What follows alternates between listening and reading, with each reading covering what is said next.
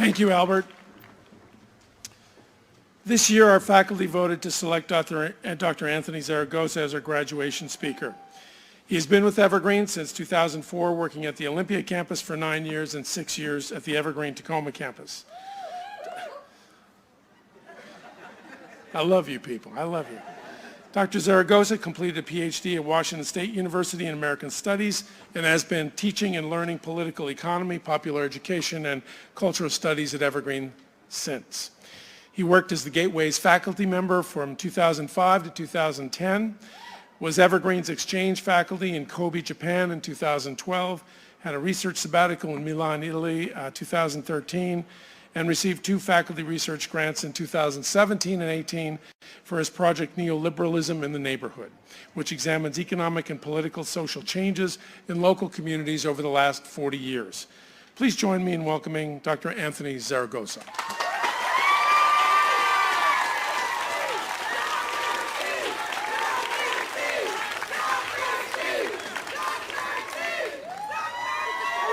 Thank you.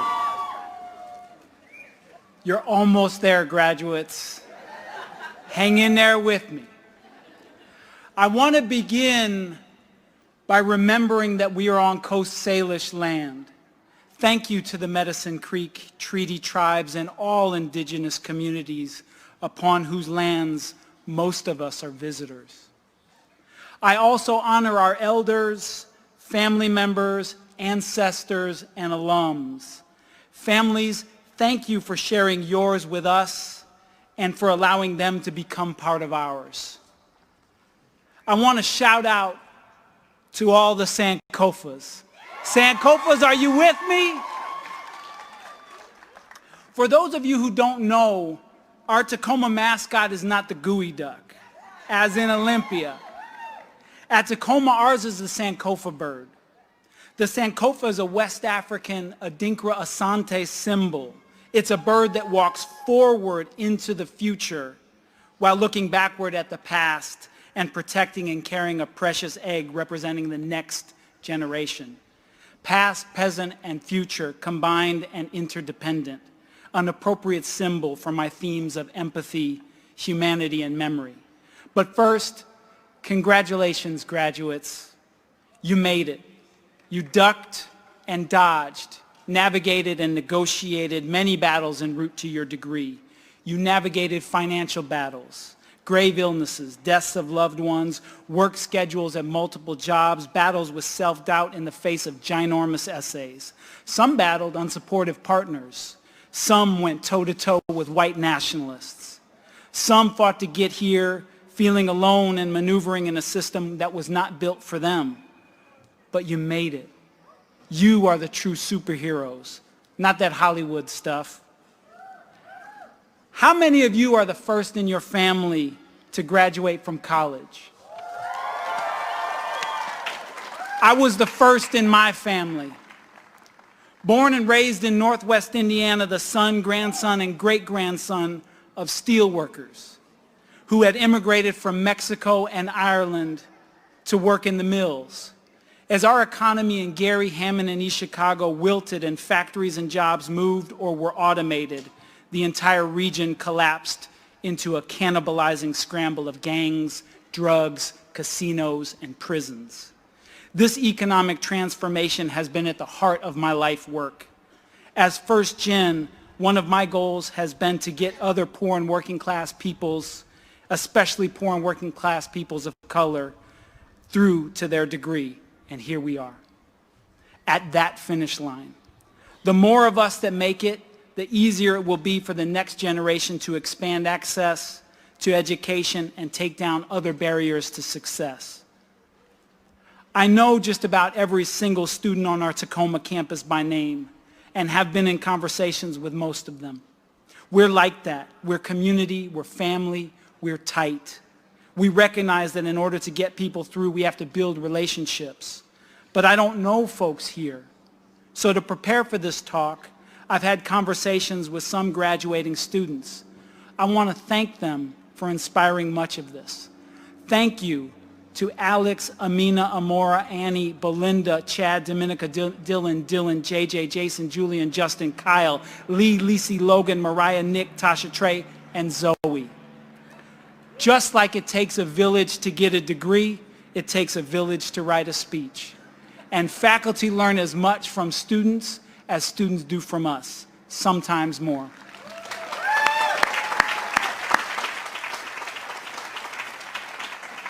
Nearly all of the students I talked to discussed spring 2017.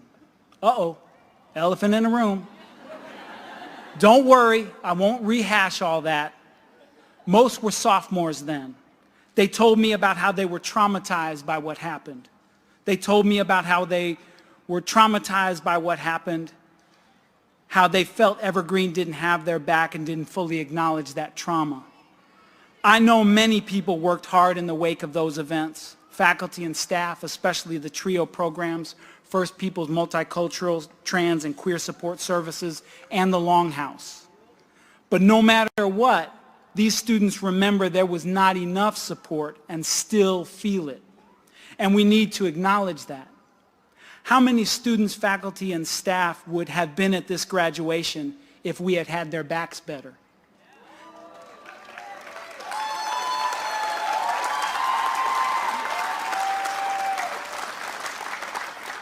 Speaking for myself, I want to acknowledge what you went through and that we didn't do enough to make you feel safe and supported. Many of us see you, see the work that needs to be done, and see those of you who have been doing the work. We want to understand how to support students more holistically and to help Evergreen live up to its promises and potential. Evergreen, we have work to do.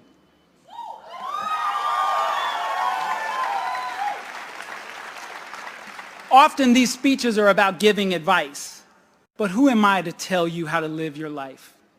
You know your lives far better than anyone else, but I can share some lessons I've learned that might be helpful not just for you individually, but for us collectively. And much of what I'm going to say you already know, but sometimes reminders are good. I speak with you today about empathy, humanity, and memory. I offer them as tools of resilience during these neoliberal times. These are our true superpowers. Empathy is a value all of us can work to grow within ourselves and with each other. How can we get better at feeling each other's pain, struggle, joy, and success? How do we help each other get through? First is simply to listen. To be empathetic, we have to be present with each other and actually listen. Occasionally shun the screen and welcome the eyes of others. Enough preaching, but honestly, let's encourage each other to acknowledge our shared humanity. We are going to need this empathy, listening, hearing, this hanging in with each other if we're ever going to make the changes we need. Our Tacoma colleague, Dr. Gilda Shepard, talks about our Tacoma students as walking miracles because of all the things they endure and fight through to get their education. My mom used to say, walk a mile in my shoes before you judge me. Imagine taking a walk in the shoes of walking miracles. Let's be empathetic with their struggles and also with their resilience. We need both. We have so much to learn from each other. As we empathize, we rehumanize ourselves and those around us. We are in the midst of a movement for full humanization. That's what intersectionality means to me. Full humanization for all.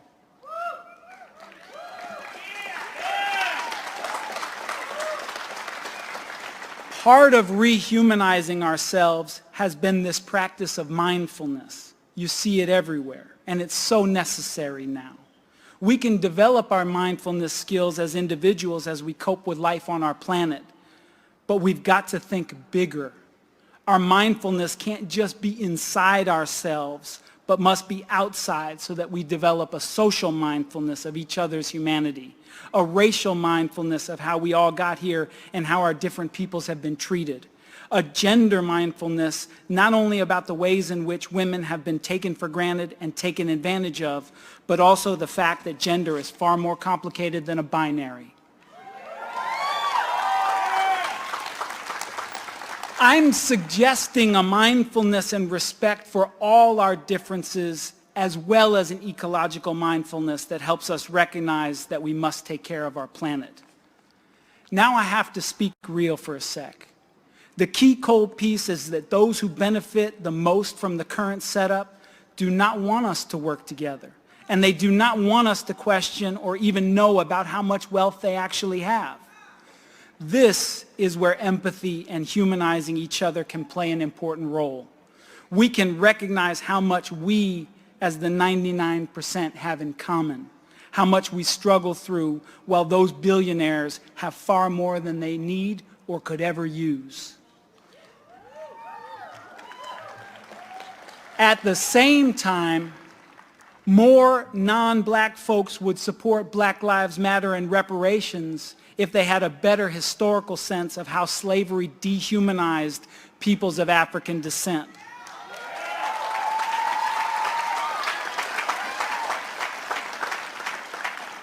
And how this country built its wealth off black labor, sweat, and blood, and how the ongoing legacy of exploitation has led to disproportionate black incarceration and killings by police. Similar for Native peoples.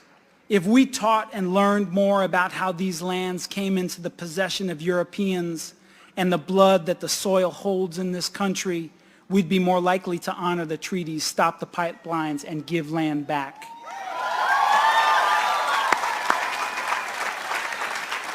As we are working to fully humanize ourselves and each other's, those of us with melanin deficiency should realize that the lighter your skin, the more often you get the benefit of the doubt, the callback, the good deal, and the let off with a warning. While folks of color, especially black and brown folk, are too often looked at with suspicion and seen through a constructed lens of dehumanization. Here's a message primarily from one cis man to other cis men. We need to be better men and to get better at raising boys who treat women as full human beings.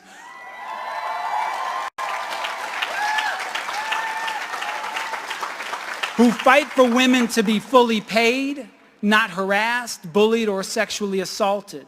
We need to listen to women and trans folks and join them in the fights they lead. We need to talk about it and stop looking the other way when we see it happen, when men brag about it, or when they whine and bark when questioned about it.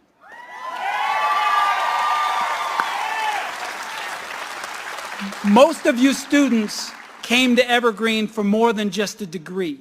You came to learn about yourself, about the world, discover your passion and purpose, join learning communities, and be fully realized human beings. One student told me, learning at Evergreen is relational. You learn through deep engagement. You find new talents, you develop ones you had, and you grow as people together with your colleagues. Your Evergreen degree comes with the responsibility of opening that full humanity to every member of every society you encounter. Like Lizzo says, if I'm shining, everybody gonna shine.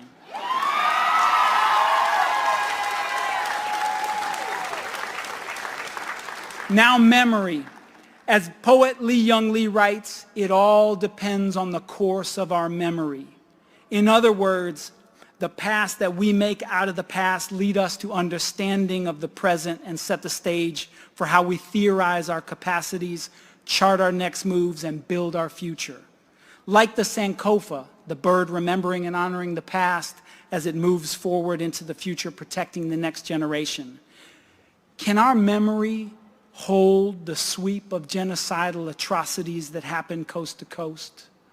The dehumanization of slavery, the many variations of segregation? Can our memory hold the exploitation of generations of immigrant labor from Europe, Asia, and Latin America? Can it hold children in cages at the border and native boarding schools? Can it hold families separated by slavery and families separated by prison?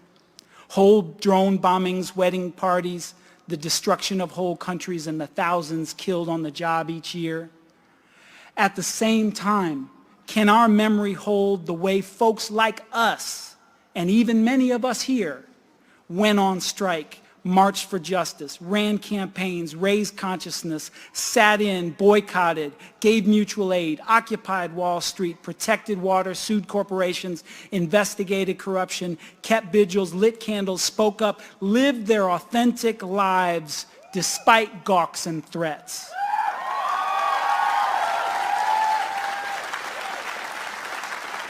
Built co-ops, joined hands, got educated, practiced self-defense, fought back, and planned, prefigured, and built alternative worlds.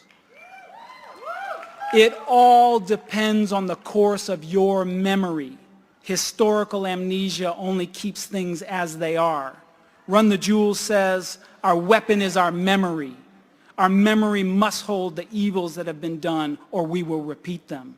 And our memory must also hold the solidarity, collective action, and vision for building a better nation and world. Remembering, humanizing, and empathizing are not just individual characteristics. They emerge from the social and economic system. We have to fight for systems that strengthen these values and support all of us. We live in systems that weaken our capacity to empathize, humanize, and remember. So I'm a political economist by training, but we are all political economists by life experience. Political economy is, for me, the study of power and money that examines who has what, where, why, and how it got to be that way. Political economy offers a set of tools to identify how the ruling class, the 1%, operates and how they do what they do to exploit the world. These policies encourage some things and discourage others. Our current narrow spectrum of policies help the rich get richer and the poor get poorer. For example, in 2018, according to Oxfam, 2,200 billionaires saw their wealth grow by 12%, while the poorest half of humanity saw its wealth fall by 11%. This inequality is made to seem normal and natural, but in fact is a consequence of deliberate decisions to deregulate, privatize, cut social spending like financial aid, and give the wealthiest and corporations giant tax cuts. For most of us, there is nothing liberal or liberating about neoliberalism. It's led to economic instability, inequality, militarized policing, mass incarceration, wars, occupation, and accelerated environmental devastation. Neoliberalism is the true face of capitalism. To help us accept and even embrace this, we're encouraged to develop a neoliberal mindset by corporate media and many social institutions who repeat certain fables until they become the framework of our values. The stories are familiar and designed to justify rich getting richer, poor getting poorer. You are alone, you are to blame, you are not worthy, government is the problem, buy is the solution, rent out whatever you got, there is no alternative, and love it or leave it. Take the one about us being alone. You even have rap lyrics talking about born alone, die alone. I don't know about you, but when I was born, I was not alone. There was a very important person there with me, and she's watching somewhere on the live stream. Hi, Mom. And I pray none of you die alone, but you die comfortably in a bed surrounded by people who love you. We are not alone. Neoliberalism is an anti-empathy, anti-human, anti-memory machine designed to restore full spectrum dominance of the wealthiest. We got to dodge that lobotomy by telling our stories. You are not alone. Lean on me. Let's build kinship. It's not all your fault. We are worthy and we are enough.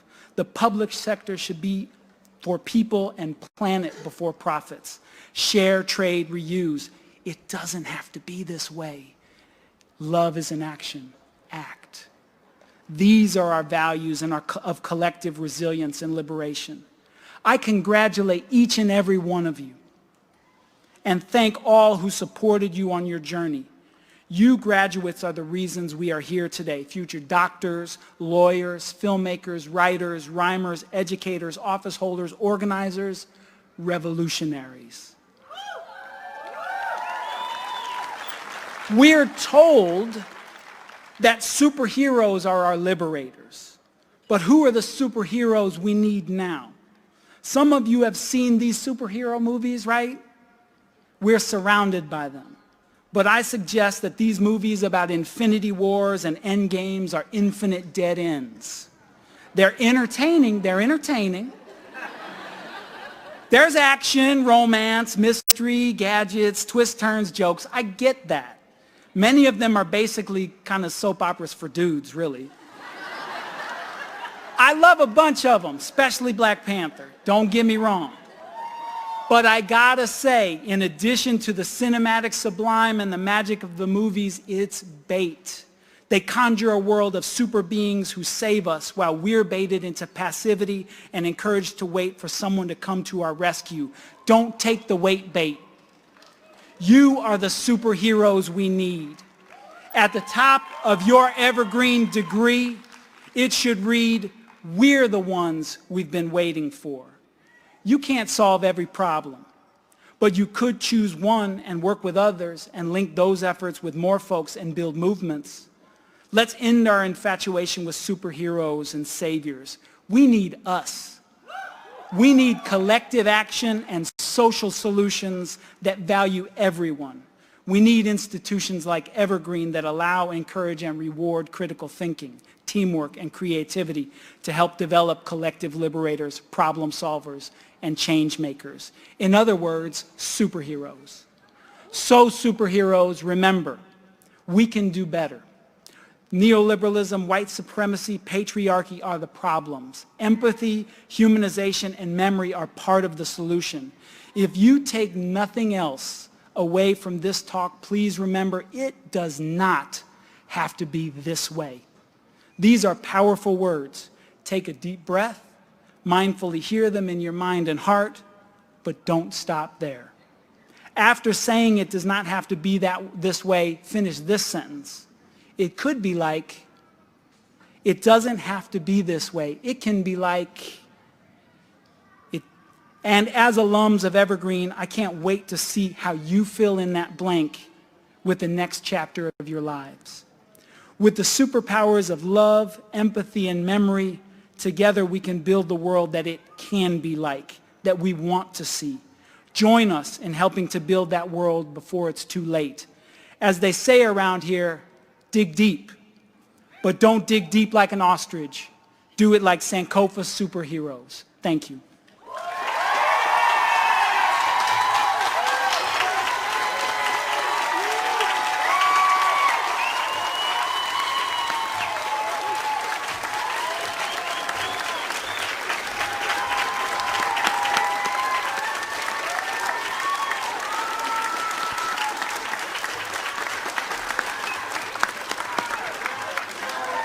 Thank you, Anthony.